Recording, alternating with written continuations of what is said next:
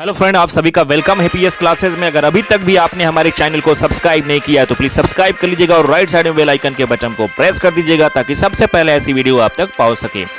दोस्तों, सुबह की शिक्षा जगत की खबरें लेकर के मैं प्रेजेंट हो गया हूं जो कि आपकी कैरियर से रिलेटेड होती हैं। तो आइए बात करते हैं। पीसीएस व प्रवक्ता की प्रारंभिक परीक्षा स्थगित, 13 व 20 जून को आयोजित होनी थी दोनों परीक्षाएं। बता दें दोस्तों, उत्तर प्रदेश लोक सेवा आयोग यूपीपीएससी ने कोरोना संक्रमण के खतरे को देखते हुए 13 एवं 20 जून को क्रमशः आयोजित होने वाली सम्मिलित राज्य प्रवर अधीनस्थ सेवा प्रारंभिक परीक्षा, पीसीएस 2021 सहायक वन संरक्षक क्षेत्रीय व अधिकारी प्रारंभिक परीक्षा और राजकीय इंटर कॉलेज के लिए प्रवक्ता परीक्षा 2020 प्रारंभिक को स्थगित कर दिया है। पीसीएस परीक्षा 2021 के आयोजन की तैयारी के बीच छात्रों के विरोध के बाद आयोग को पीसीएस 2021 प्रारंभिक परीक्षा और जीआईसी के लिए प्रवक्ता भर्ती परीक्षा को स्थगित करना पड़ा है। उत्तर प्रदेश लोक सेवा आयोग की पीसीएस 2021 प्रारंभिक परीक्षा 13 जून को प्रस्तावित थी। आयोग की ओर से कोरोना संकट के बीच जिलाधिकारियों से परीक्षा केंद्रों का विवरण मांगे जाने के बाद प्रतियोगी छात्रों का विरोध शुरू हो गया।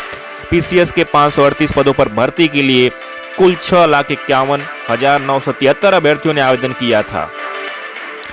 बता दें दोस्तों कि अगर अभी तक भी आपने हमारे चैनल को सब्सक्राइब नहीं किया है तो प्लीज चैनल को सब्सक्राइब कर लीजिए, राइट साइड में बेल आइकन के बटन को प्रेस कर दीजिएगा। लोक सेवा आयोग की पीसीएस प्रारंभिक परीक्षा में 6 लाख से अधिक परीक्षार्थियों के आवेदन के चलते संक्रमण के खतरों को देखते हुए परीक्षा स्थगित कर दी गई है। राजकीय इंटर कॉलेज के लिए प्रवक्ता भर्ती 2020 की प्रारंभिक परीक्षा 20 जून को प्रस्तावित थी। आयोग की प्रवक्ता राजकीय इंटर कॉलेज के 1473 पदों के लिए लगभग 5 लाख अभ्यर्थियों ने आवेदन किए हैं। प्रवक्ता के 1473 पदों में महिला वर्ग के तहत 16 विषयों में 482 पद और पुरुष वर्ग के तहत 15 विषयों में प्रवक्ता के 991 पद शामिल हैं। प्रवक्ता के पदों पर भर्ती के लिए इंटरव्यू नहीं होना है, केवल प्रारंभिक और मुख्य परीक्षा के आधार पर चयन होना है। ऐसे में अभ्यर्थियों के लिए लिखित परीक्षा का महत्व और बढ़ जाता है। कोरोना संक्रमण के चलते उत्तर प्रदेश लोक सेवा आयोग के बड़ी संख्या में कर्मचारी अधिकारियों के संक्रमित हो जाने के बाद नियमित काम ठप हो गया है। दोस्तों, बता दें कि पीएस क्लासेस बिल्कुल फ्री में लेकर के आया है आपके लिए इंग्लिश टीजीटी पीजीटी का बैच, जिसे आप जाकर के हमारे प्लेलिस्ट में देख सकते हैं। इसके साथ ही साथ दोस्तों, शानदार तरीके से जीडी एसएससी का भी इंग्लिश का पढ़ाया जा रहा है, जिसको हमारे प्लेलिस्ट में आप जाकर के देख सकते हैं। तो दोस्तों, अगर आप पहली बार हमारे चैनल को विजिट कर रहे हैं तो प्लीज प्लीज प्लीज ज़्यादा से ज़्यादा लोगों तक शेयर करिएगा, सब्सक्राइब करिएगा और राइट साइड में बेल आइकन के बटन को प्रेस कर दीजिएगा। तो चलिए बात करते हैं। संशोधन सॉफ्ट कॉपी निदेशालय भेजी गई। देखिए दोस्तों, कोरोना संक्रमण के बीच यूपीपीएससी एलटी ग्रेड चयनितों के पक्ष में आया। एलटी ग्रेड सामाजिक विज्ञान हिंदी विषय में चयनितों का मामला। लोक सेवा आयोग ने एलटी ग्रेड शिक्षक भर्ती के सामाजिक विज्ञान एवं हिंदी के चयनितों की संशोधित सॉफ्ट कॉपी शिक्षा निदेशालय को भेज दी गई है। कोरोना संकट के बीच लोक सेवा आयोग की ओर से सामाजिक विज्ञान पुरुष वर्ग के 787 और महिला वर्ग के में 797 और हिंदी पुरुष वर्ग में 418 और महिला वर्ग में 540 चयनित अभ्यर्थियों सॉफ्ट कॉपी ईमेल के जरिए माध्यमिक शिक्षा निदेशालय को भेज दी गई है। आयोग की ओर से संशोधित सॉफ्ट कॉपी भेजे जाने के बारे में जानकारी प्रतियोगी छात्र मोर्चा के विक्की खाने और अनिल उपाध्याय ने दी है। विक्की खाने और अनिल उपाध्याय ने बताया कि वह अपनी मांग को लेकर अपर शिक्षा निदेशक राजकीय डॉक्टर अंजना गोयल से मुलाकात करेंगे। चयनित अभ्यर्थियों का कहना है कि हम लोग लखनऊ निदेशालय में निदेशक और उपनिदेशक दोनों लोगों से भी संपर्क करेंगे।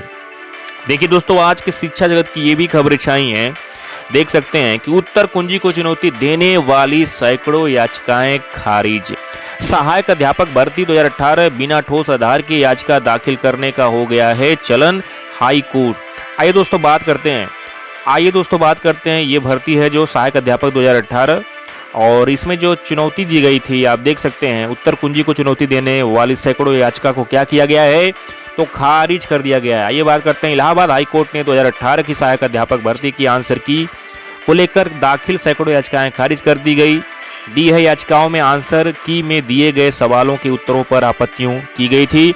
कोर्ट ने कहा है कि यह अवधारणा है कि उत्तर कुंजी सही है। यदि कोई उससे गलत साबित करना चाहता है तो वह अधिकृत दस्तावेजों के साथ गलत साबित करे। न्यायमूर्ति सुनीता अग्रवाल ने रोहित शुक्ला एवं 110 अन्य याचिकाओं पर फैसला सुनाते हुए कहा कि 8 मई 2020 को उत्तर कुंजी जारी की गई थी, जिसे हजारों लोगों ने चुनौती दी। कुल 150 सवालों में से 142 सवालों पर 20,000 लोगों ने आपत्ति की। जो चयन अक्टूबर 2020 व जनवरी 2021 में पूरा हो जाना चाहिए था, वह 20,000 लोगों की आपत्तियों को तय करने में 1 साल तक लटका रहा। कोर्ट ने कहा कोर्ट विषय विशेषज्ञ नहीं हो सकती है और न ही कोर्ट को सवालों के उत्तर की सत्यता की जांच करने का प्राधिकार है। विशेषज्ञ की राय अंतिम मानी जानी चाहिए। कोर्ट तय नहीं कर सकती है कि विशेषज्ञों की राय सही है या गलत है। चुनौती देने वालों की जिम्मेदारी है कि यदि कोई सवाल का जवाब गलत है तो उसे गलत साबित करें। कोर्ट ने कहा कि प्रतियोगी परीक्षा की आंसर की जारी होते ही चुनौती देना एक फैशन बन गया है। बिना किसी ठोस आधार के मनगढ़ंत आरोप लगाते हुए याचिकाएं दाखिल की जाती हैं जो भर्ती प्रक्रिया को विलंबित करता है। कोर्ट ने कहा कि याचिगढ़ सवालों के उत्तर गलत साबित करने में नाकाम रहे। आइए दोस्तों बात करते हैं कोर्ट के आदेश पर भी 103 अभ्यर्थियों की नियुक्ति नहीं। आइए बात करते हैं परिषदीय विद्यालयों के लिए 68,500 शिक्षक भर्ती में कोर्ट के आदेश के बाद भी 103 अभ्यर्थियों को परीक्षा पास करने के बाद भी नियुक्ति नहीं दी गई है। यह अभ्यर्थी सितंबर 2020 का कोर्ट का आदेश लेकर टहल रहे हैं। कोर्ट ने 18 सितंबर 2020 के अपने आदेश में बेसिक शिक्षा परिषद को 4 सप्ताह में नियुक्ति पत्र देने का आदेश दिया था। कोर्ट के फैसले के लगभग 8 महीने बीतने के बाद भी अभी तक नियुक्ति नहीं मिल सकी है। प्रदेश सरकार की ओर से परिषदीय विद्यालयों के लिए 2018 में शुरू हुई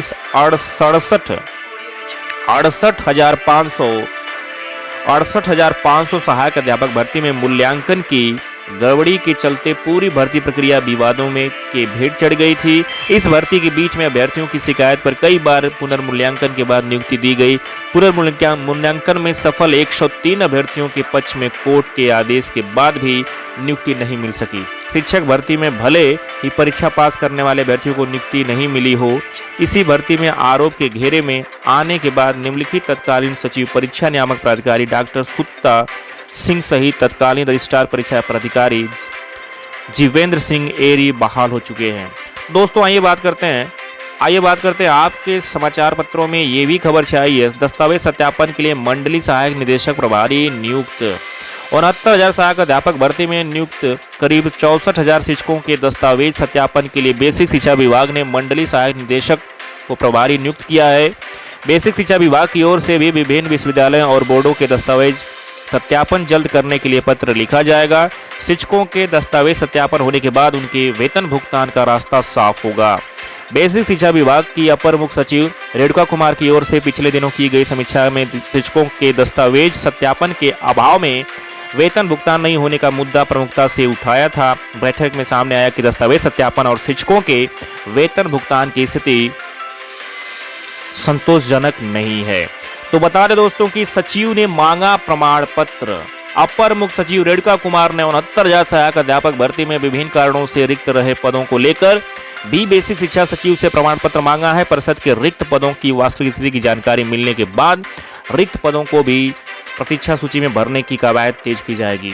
दोस्तों आज के समाचार पत्रों में ये भी खबर छाई है, शुल्क भरपाई के लिए ग्रेडिंग की अनिवार्यता होगी खत्म। कोरोना संकट के दौर में निजी विश्वविद्यालय और तकनीकी संस्थानों के लिए अच्छी खबर है। प्रदेश में शुल्क भरपाई के लिए NAAC और NBA की ग्रेडिंग की अनिवार्यता से वर्ष 2024-25 तक छूट रहेगी। इसके लिए समाज कल्याण विभाग निदेशालय ने प्रस्ताव तैयार कर लिया है, जिसे शीघ्र ही शासन को भेजा जाएगा।